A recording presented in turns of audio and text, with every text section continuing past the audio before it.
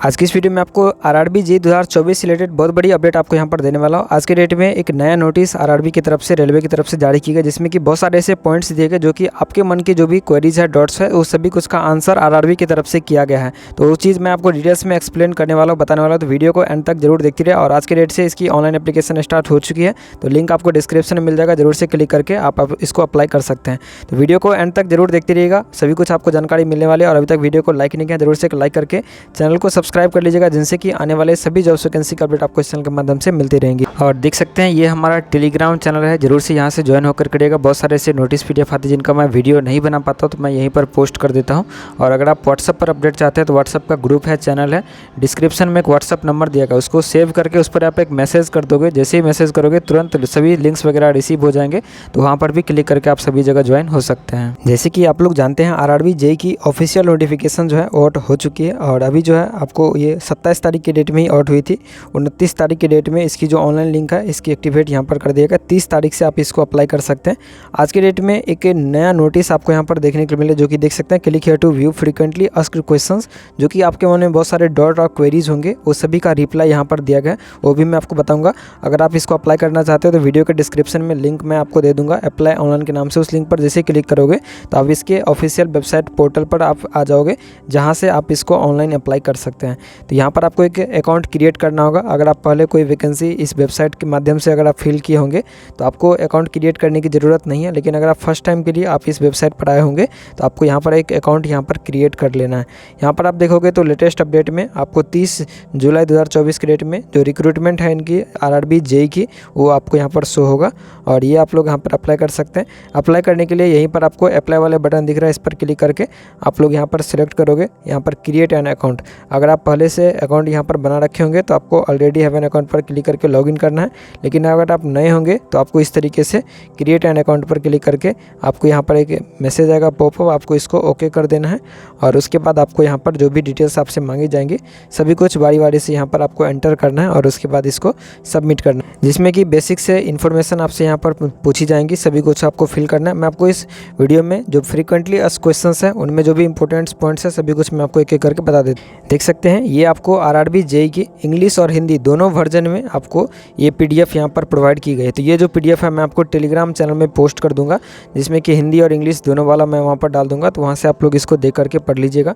इसमें जैसे कि आप देखोगे यहाँ पर इसकी ओपनिंग डेट 30/7/2023 से आप इसको ऑनलाइन अप्लाई कर सकते हैं। और इसकी जो लास्ट डेट है क्लोजिंग ऑफ सबमिशन की, ये है 29 अगस्त 2024।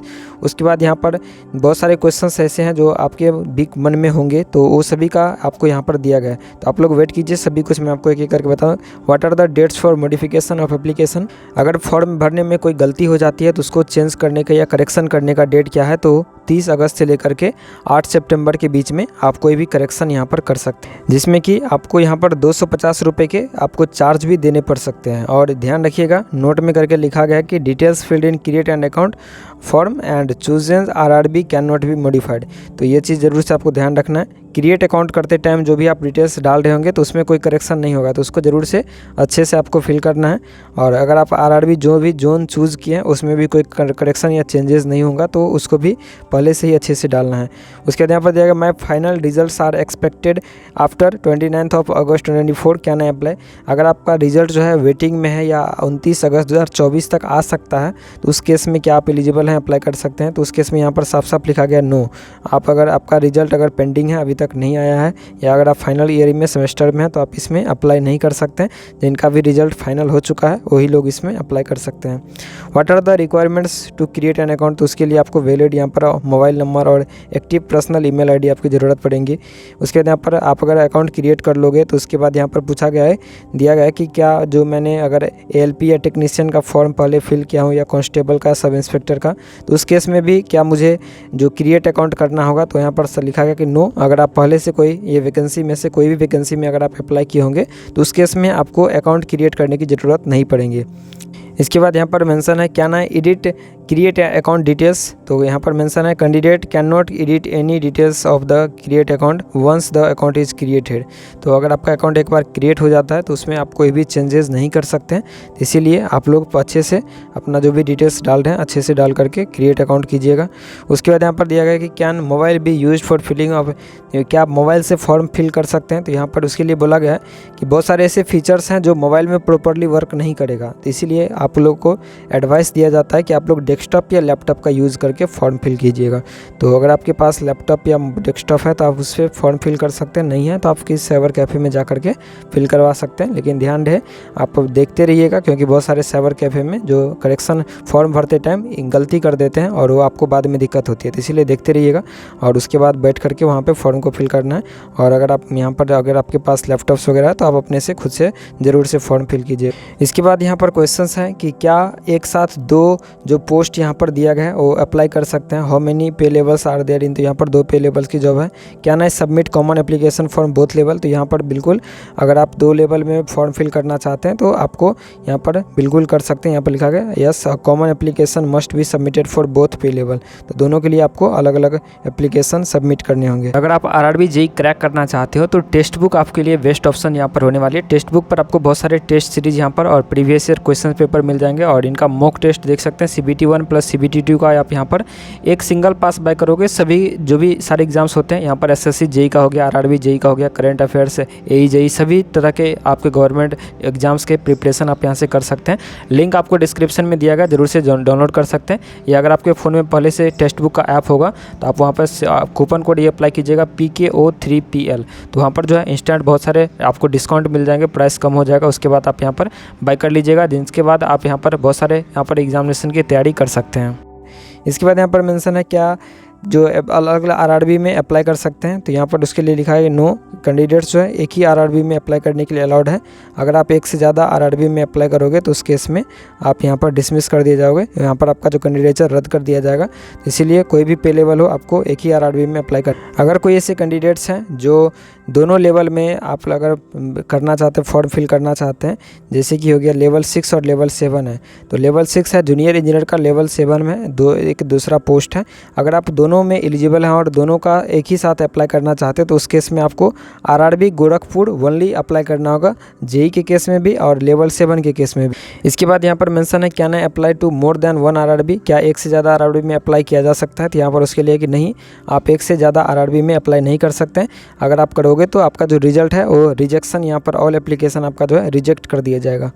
इसके बाद यहाँ पर लिखा गया कि क्या ना apply multiple application to same RRB. क्या एक ही आरआरबी में एक से ज़्यादा एप्लीकेशन फिल किया जा सकता है। तो इसके लिए नो यू शुड नॉट, आपको एक से ज़्यादा यहाँ पर आरआरबी में एक से ज़्यादा एप्लीकेशन फॉर्म आपको नहीं सबमिट करना चाहिए, नहीं तो आपका सारा एप्लीकेशन फॉर्म रिजेक्ट हो जाएगा। इसके बाद यहाँ पर आधार वेरिफिकेशन, जैसे कि नाम डालोगे, डेट ऑफ बर्थ डालोगे तो ऑटोमेटिकली वेरीफाई ले लेगा। तो ये सभी कुछ आपको वहाँ पर ज़रूरी है। उसके बाद यहाँ पर क्वेश्चन है क्या ना change my choose an RRB. क्या जो आरआरबी आप चूज़ किया उसको चेंज कर सकते हैं। तो इसके लिए लिखा है no you can not change the choose an RRB after submission of application. लेकिन हाल ही में कुछ एक वैकेंसी में आरआरबी चेंज करने के लिए एक लिंक जारी किया गया, जिसमें कि जो भी फॉर्म फिल कर चुके हैं, आरआरबी चूज़ कर चुके हैं, वो मॉडिफाई कर सकते हैं आरआरबी।